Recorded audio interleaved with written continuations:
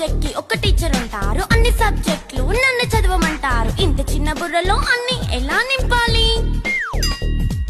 Class work, home work, fair notes అంటారు. Subject కి 3 books పెట్టి బ్యాగ్ నింపుతారు. ఇన్ఫాక్ట్ నా బరువు కన్నా నా బ్యాగ్ బరువే ఎక్కువ.